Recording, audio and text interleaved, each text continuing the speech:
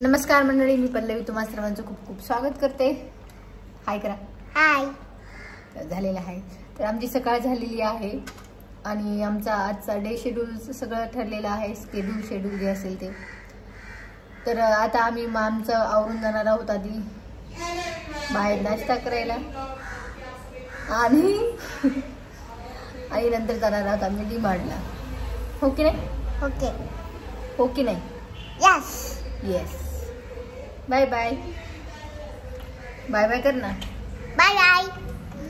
डी-मार्टला जात आहोत आम्ही आता।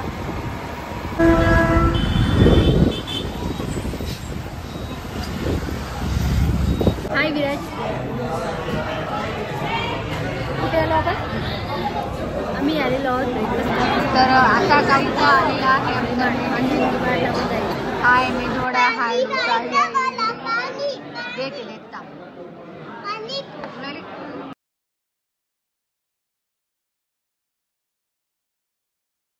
आणि हे आहे शिरा टाईप आणि हे आहे पोंगल।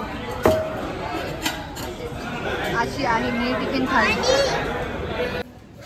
तर डी-मार्टहून आम्ही आलेलो आहोत आता खरेदी करून आणि आता लगेच आम्ही घरी आलं की नाही लगेच बाहेर निघलोय मिक्सर सुधरवायला। तर बघू मिक्सरचं काय होतं।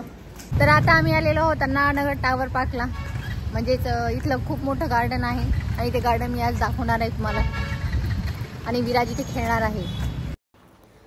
तर हे आहे अन्नानगर टावर पार्क, जे की चेन्नईमध्ये बऱ्याच पार्कपैकी एक नामांकित असा पार्क आहे आणि हा खूप मोठा पार्क आहे।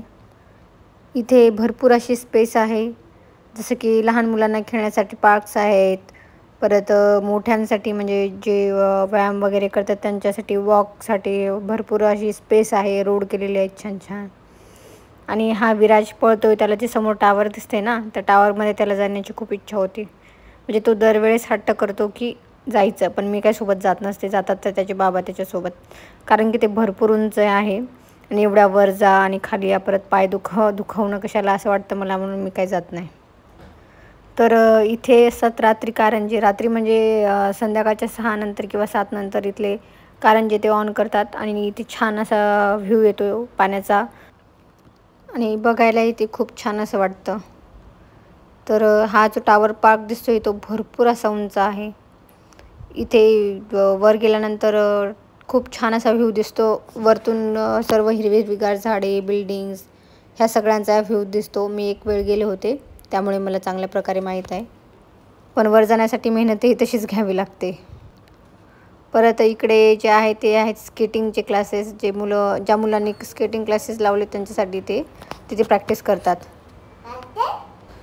आणि हा एक छोटंसं तळ टाईप, जिथे भरपूर अशा माश्या असतात आणि वेगवेगळ्या जातीचे बदकं ठेवलेले आहेत त्यांनी। आता यांना बदकच म्हणतात की दुसरं काही म्हणतात ते माहिती नाही। हे खूप छान असे पोहतात आणि परत इथे जे लोक येतात, भरपूर असे लोक असतात, छोटी मुलं असतात, ते काय करतात, असे बिस्किट्स वगैरे आणतात, लाह्या वगैरे आणतात आणि पाण्यात फेकतात। त्या लाह्या वगैरे पाण्यात फेकल्यानंतर हे बदकं येतात आणि ते लाह्या खातात आणि माशासुद्धा येतात आणि त्या लाह्या खातात। त्या माशाचा व्ह्यू तर एवढा सुंदर असतो की बस बघायचं काम नाही। आणि विराजी ते व्ह्यू एन्जॉय करत होता बदकांचा, त्याला खूप आवडले, ते बघायला खूप आवडतं त्याला, तरी आज माशा दिसल्या नाहीत। आणि थोड्या वेळानंतर तिथे गन विकणारा होता, असं बबल गन, तर याने हट्ट धरला, याला नाही बोलू, याला ऑलरेडी आहे बबल गन, पण त्याने हट्ट धरला म्हणून त्याला एक बबल गन घेऊन दिली। त्यानंतर मग त्याने खूप मजा केली ते बबल सोडून। तुम्ही जर हा व्हिडिओ पाहिला असेल तर प्लीज लाईक करा, सबस्क्राईब करा, शेअर करा, कमेंट करा आणि मला सांगा व्हिडिओ कसा झाला तर। आणि खूप खूप खुश राहा। Bye bye.